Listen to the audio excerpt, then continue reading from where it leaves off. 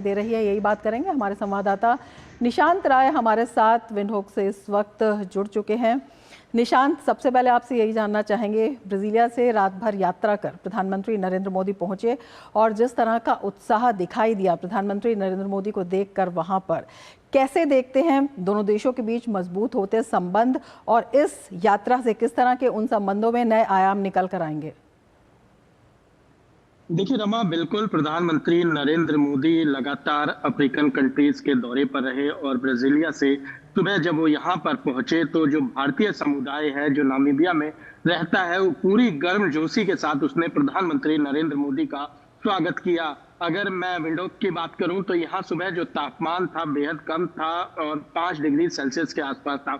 उसके बावजूद बड़ी संख्या में प्रवासी भारतीय इकट्ठा हुए अपने पीएम का स्वागत करने के लिए। और जब प्रधानमंत्री नरेंद्र मोदी होटल पहुंचे तो मोदी मोदी के नारों से पूरा ये जो होटल का हम कह सकते हैं जो इलाका है ये पूरी तरीके से गूंज उठा, क्योंकि प्रवासी भारतीयों ने 27 साल बाद किसी भारतीय प्रधानमंत्री को नामीबिया में उनका स्वागत किया है। और सबसे बड़ी बात है कि प्रधानमंत्री नरेंद्र मोदी की जो अंतर्राष्ट्रीय छवि है, ऐसे में प्रवासी भारतीयों को उम्मीद है कि उनके यहाँ आने पर उनके लिए भी कई सारे दरवाजे खुलेंगे। खासकर नामीबिया में जो प्रवासी भारतीय हैं, जिस तरीके से भारत ने कोविड में मदद की थी या जिस तरीके से भारत अफ्रीका को लेकर अपनी बात करता रहता है, उससे लोगों को काफी फायदा मिला है। और एक भारत की अच्छी छवि होने के कारण यहाँ जो भारतीय रह रहे हैं उनको बेहद सम्मान की नजरों से देखा जाता है। और ऐसे में जब प्रधानमंत्री नरेंद्र मोदी यहाँ पहुंचे तो उनकी और उम्मीदें बढ़ गई हैं। अब बात की जाए आज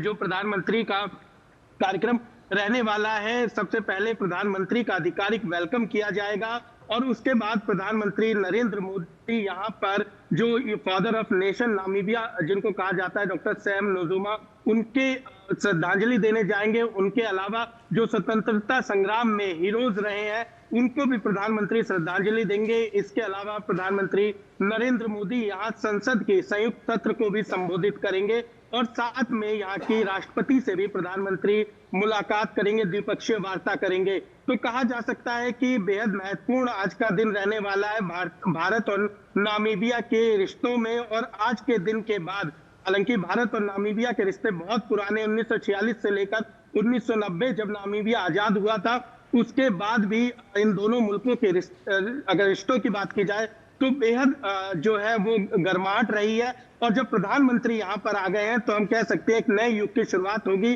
जिसमें व्यापार, सांस्कृतिक और तमाम तरह के जो संबंध हैं वो और मजबूत होंगे।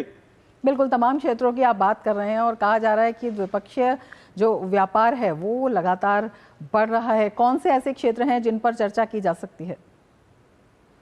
देखिए, सबसे पहले अगर बात की जाए तो यहाँ पर नामीबिया में हाइड्रोकार्बन अब से कुछ दिन पहले यहाँ पर रिजर्व ऑयल मिले थे, तो ऐसे में उम्मीद की जा सकती है कि हाइड्रोकार्बन को लेकर यहाँ पर चर्चा हो और समझौता देखने को मिल सकता है। इसके अलावा वन्य जीव संरक्षण को लेकर, क्योंकि चाहे नामीबिया हो चाहे भारत हो, दोनों ही मुल्क अगर पर्यावरण और जलवायु परिवर्तन को लेकर काफी गंभीर है, हो सकता है इसको लेकर आगे बढ़ा जाए। वहीं अगर बात की जाए भारत में जिस तरीके से डिजिटल ट्रांजैक्शन सक्सेस रहा है, नामीबिया का सेंट्रल बैंक और यूपीआई के बीच जो है एक समझौता हो सकता है और नामीबिया भी भविष्य में यूपीआई को लेकर आगे बढ़ सकता है। इसके अलावा अगर बात की जाए तो रक्षा के क्षेत्र में भी जिस तरीके से भारतीय वायुसेना ने नामीबिया की वायुसेना को प्रशिक्षित किया है, तो हो सकता है कि रक्षा के क्षेत्र में भी समझौता। और ऑपरेशन सिंदूर के बाद जिस तरीके से भारतीय हथियारों की डिमांड दुनिया भर में बढ़ी है, ऐसे में नामीबिया की फोर्स चाहती है कि उनको हथियार मिले, तो हमें इस क्षेत्र में भी समझौता देखने को मिल सकता है। कुल